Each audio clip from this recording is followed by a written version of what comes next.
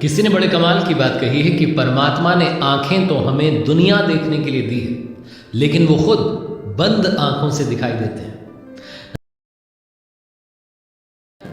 एक राजा भगवान का बहुत बड़ा भक्त था। वो प्रजा का बहुत ख्याल रखता था, सबको बहुत प्रिय था। उसके राज्य में सुख शांति थी। वो ऊपर वाले की बड़ी आराधना करता था, बहुत भजन करता था, उन्हें बहुत मानता था। और एक दिन प्रभु ने उस राजा की तपस्या से प्रसन्न होकर के उसे दर्शन दे दिए और कहा कि मैं तुमसे बहुत प्रसन्न हूँ राजन, मांगो क्या मांगना चाहते हो। तो राजा ने कहा कि प्रभु आपके आशीर्वाद से सब कुछ ठीक चल रहा है, राज्य में सब अच्छा चल रहा है, कहीं कोई चिंता नहीं है, धन धान्य संपन्न है। बस एक मन में इच्छा रह गई है, मैं चाहता था कि आपने मुझे तो दर्शन दे दिए, मेरी प्रजा को भी अगर आप दर्शन दे देते तो बहुत अच्छा हो जाता। भगवान जो थे खड़े हुए सामने, वो मुस्कुराए और बोले कि ये नहीं हो सकता, कुछ और मांग लो।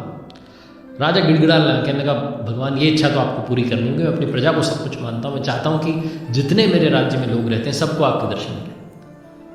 भक्त की जिद थी। भगवान ने कहा ठीक है, मान लिया आपकी बात, कल सुबह सुबह मैं आपको दर्शन दूंगा, अपनी प्रजा को लेकर के आ जाना, सामने जो पहाड़ है वहां आपको मिलूंगा।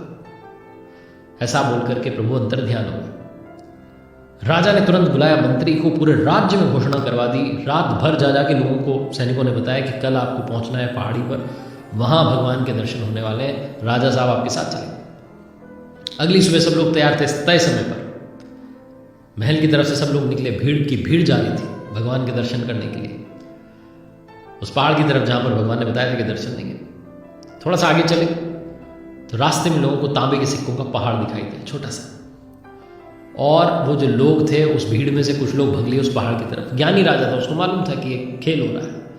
वो चिल्ला कर कहने लगा मत जाओ, भगवान के दर्शन मिलने वाले हैं, कहाँ इन सब में पड़े हो। लोगों ने कहा अरे भगवान के दर्शन बाद में कर लेंगे, अभी सिक्के लेके भगे।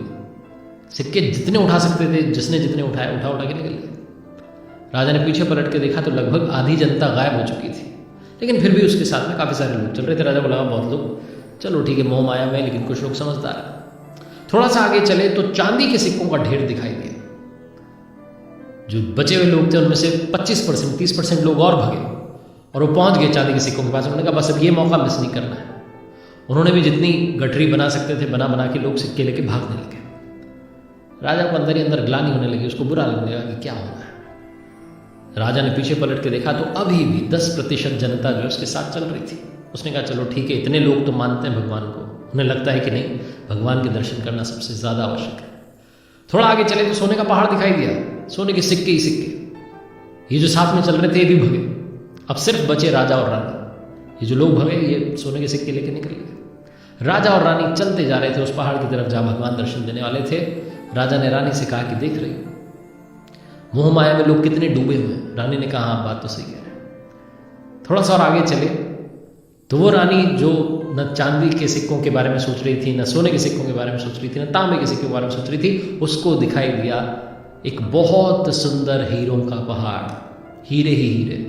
रानी से रहा नहीं गया, रानी भी भागी उस पहाड़ की तरफ। और राजा को अब विरक्ति का भाव आने लगा। उसने कहा ये क्या हो रहा है दुनिया में। राजा को तो जाना था।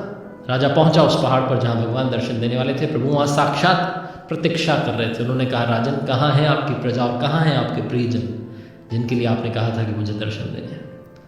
राजा ने सर झुका लिया, प्रणाम करके बोले कि क्षमा कीजिए, मैं उनको ला नहीं पाया।